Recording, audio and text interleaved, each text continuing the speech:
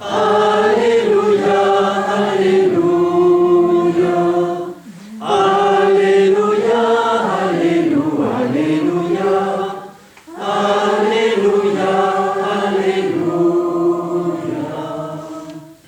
Le Seigneur soit avec vous. Évangile de Jésus-Christ selon saint Matthieu.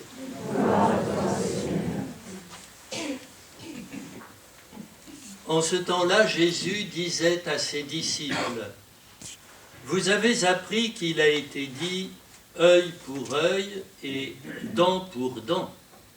Eh bien, moi je vous dis de ne pas riposter aux méchants. Mais si quelqu'un te gifle sur la joue droite, tends-lui encore l'autre. Et si quelqu'un veut te poursuivre en justice et prendre ta tunique, laisse-lui encore ton manteau. Et si quelqu'un te réquisitionne pour faire 1000 pas, fais-en 2000 avec lui. À qui te demande, donne. À qui veut t'emprunter, ne tourne pas le dos. Vous avez appris qu'il a été dit, tu aimeras ton prochain et tu haïras ton ennemi. Eh bien, moi je vous dis, aimez vos ennemis et priez pour ceux qui vous persécutent, afin d'être vraiment les fils de votre Père qui est aux cieux. Car il fait lever son soleil sur les méchants et sur les bons. Il fait tomber la pluie sur les justes et sur les injustes. En effet, si vous aimez ceux qui vous aiment, quelle récompense méritez-vous? Les publicains eux-mêmes n'en font-ils pas autant? Et si vous ne saluez que vos frères, que faites-vous d'extraordinaire? Les païens eux-mêmes n'en font-ils pas autant? Vous donc, vous serez parfaits comme votre Père céleste est parfait.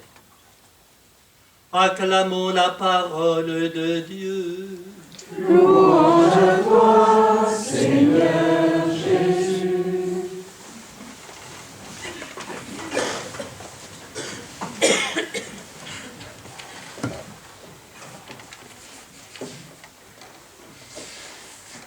Bien, frères et sœurs, voilà des lectures qui, je pense, n'auraient pas besoin de beaucoup d'explications. De fait, je vais surtout les reprendre, car elles sont très claires.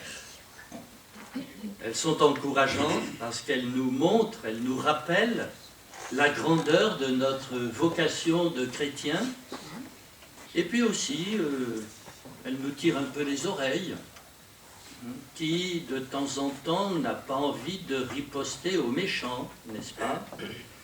Qui ne sent pas parfois des sentiments de colère, de haine monter en lui, qui n'a pas envie de rendre offense pour offense. Et justement, le Seigneur nous dit non, non, ça, ce n'est pas chrétien. Alors essayons de pénétrer un peu dans ces textes si beaux, si encourageants. Et nous avons entendu à la fin de l'Évangile cette conclusion du Seigneur Jésus. Vous donc, vous serez parfaits comme votre Père céleste est parfait. Et quelle est la perfection du Seigneur? La perfection du Seigneur, c'est qu'il est amour, amour infini, amour fidèle, amour qui ne se décourage jamais, amour toujours présent, un amour que nous trouverons toujours auprès de nous si nous prenons simplement la peine de nous tourner vers lui. Dans la première lecture qui est tirée de l'Ancien Testament, nous entendons déjà le Seigneur qui demande à Moïse de parler de cette façon à la communauté des fils d'Israël qui viennent de quitter l'Égypte.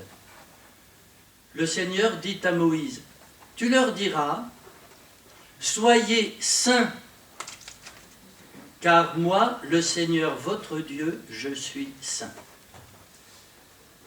C'est une phrase qui nous apprend que la sainteté, ce n'est pas nous qui la fabriquons. La sainteté n'est pas le fruit de nos efforts. Mais la sainteté, elle vient de Dieu. Lui seul est saint. Lui seul est le saint par excellence. Et alors, si nous faisons connaissance du Seigneur, si nous le fréquentons par la prière, par la lecture de la parole de Dieu, par les sacrements, le sacrement de la réconciliation, le sacrement de l'Eucharistie, alors quelque chose de sa sainteté vient nous imprégner. Soyez saints, pourquoi? Car moi, je suis saint, dit le Seigneur. Et à la fin de ce petit passage, une illustration de la sainteté du Seigneur.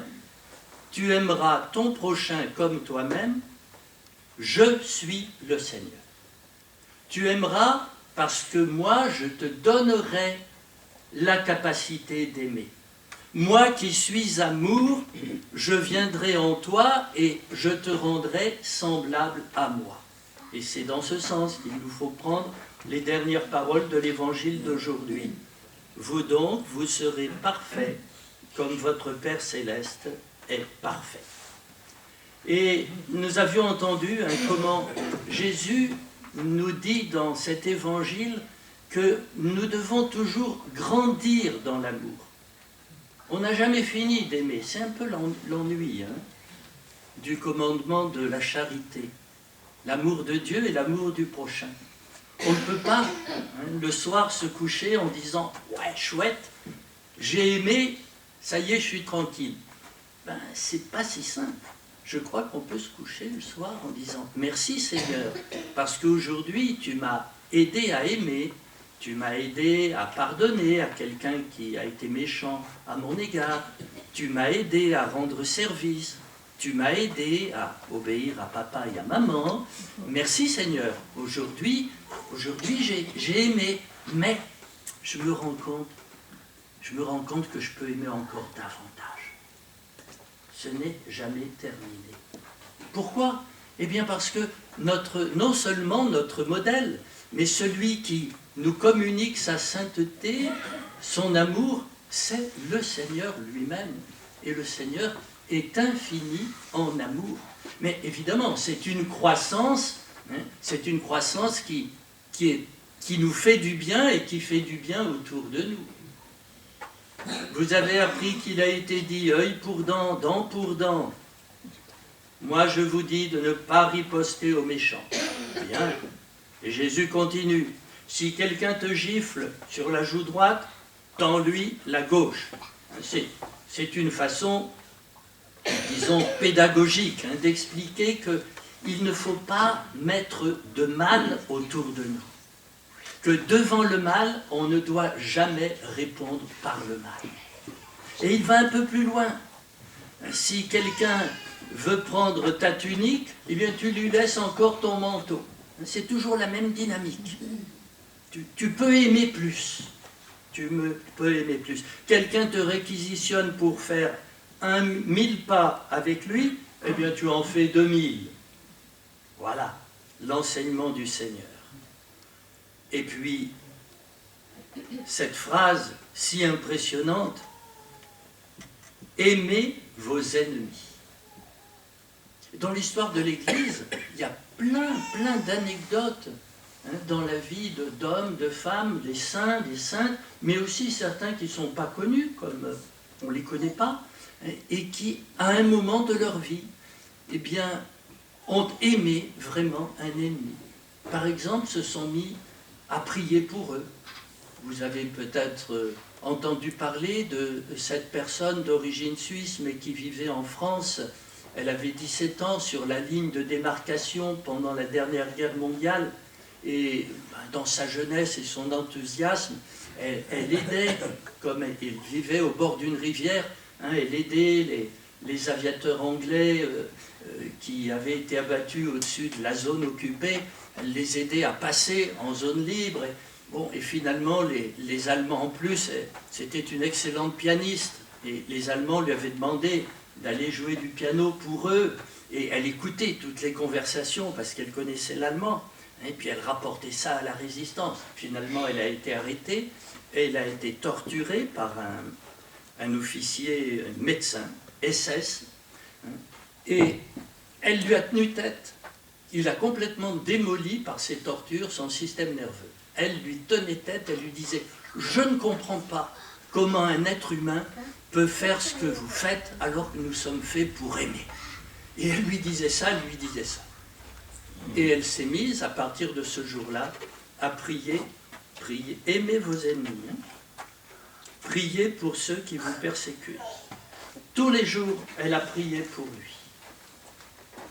Et cet homme, après la paix, a été élu maire de sa petite ville d'Allemagne et finalement un cancer a été diagnostiqué et à partir de ce moment-là, il n'a eu de cesse de vouloir retrouver cette jeune fille qu'il avait torturée et qui lui avait dit « c'est pas possible qu'un être humain se comporte de cette façon ». Il l'a cherchée et il l'a trouvée et il est venu la voir et elle lui a pardonné parce que tous les jours elle avait prié pour lui et cet homme est mort en paix. C'est un petit exemple, il y en aurait des centaines et des milliers d'exemples. Priez pour ceux qui vous persécutent, afin d'être vraiment les fils de votre Père qui est aux cieux. Et cette comparaison de Jésus que nous comprenons tous et qui est si belle, parce que votre Père du ciel fait lever son soleil sur les méchants et sur les bons. Dieu est amour. Dieu aime tous les hommes, tout le monde.